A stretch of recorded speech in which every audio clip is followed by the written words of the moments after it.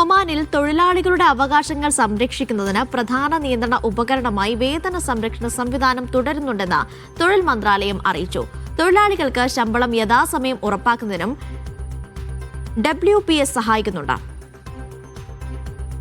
ഒമാനിലെ തൊഴിൽ പണി നിയന്ത്രണം, തൊഴിൽ സംരക്ഷണം എന്നിവയിലെ പുരോഗതി വിശദീകരിച്ച മന്ത്രാലയത്തിന്റെ വാർഷിക മാധ്യമ സമ്മേളനത്തിലാണ് WPSന് കീഴിൽ രജിസ്റ്റർ ചെയ്ത സ്ഥാപനങ്ങളുടെ കണക്ക് പുറത്തുവിട്ടത്.